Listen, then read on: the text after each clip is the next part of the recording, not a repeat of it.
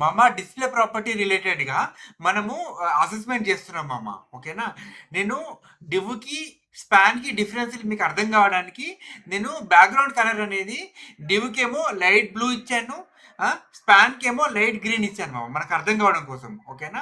ఇంకోటి margin bottom కూడా ఇచ్చాను డివ్ కోసము 10 పీఎక్స్ అని. జస్ట్ మనకు అర్థం కావడం కోసం మామ. ఓకేనా? ఇక్కడ చూస్తే డివ్ 1, డివ్ 2 అనేది బ్లాక్ ఎలిమెంట్ 1, బ్లాక్ ఎలిమెంట్ 2 అని దాని టెక్స్ట్ ఇచ్చారు మామ. ఓకేనా? అండ్ 2 స్పాన్లు క్రియేట్ చేశాను. ఫస్ట్ స్పాన్ వచ్చేసి ఇన్లైన్ ఎలిమెంట్ 1, ఇన్లైన్ ఎలిమెంట్ 2 అని చెప్పి రెండో స్పాన్ ఇచ్చారు మామ. ఓకేనా? ఇక్కడ రైట్ హ్యాండ్ సైడ్ చూడండి మామ. నేను ఆల్రెడీ అవి ఎట్లా కనిపిస్తున్నాయో చూపిస్తున్నాను. అయితే ఇక్కడ చూడండి మామ, అవి బై డిఫాల్ట్ గా డివ్ అనేది బ్లాక్ ఎలిమెంట్ మామ. అందుకని చెప్పి అది ఫుల్ విడ్త్ తీసుకుంది. అండ్ ఎవ్రీ ఎలిమెంట్ కూడా న్యూ లైన్ లో స్టార్ట్ అయింది మామ.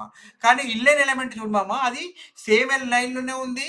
అండ్ దాని పక్కనే ఇంకొక ఎలిమెంట్ వచ్చేసింది మామ. ఓకేనా? టెక్స్ట్ ఎంతైతే విడుతుందో అంతవరకే దాని కలర్ అప్లై అయింది చూడు మామ. అందుకని చెప్తున్నా, ఇన్లైన్ ఎలిమెంట్స్ ఏమో ఎంత ఉంటే అంతనే తీసుకుంటాయి, బ్లాక్ ఎలిమెంట్స్ ఏమో మొత్తం విడ్త్ తీసుకుంటాయి మామ. ఇదైతే క్లియర్ గా గుర్తుపెట్టుకోండి మామ. ఓకేనా మామ ఇది?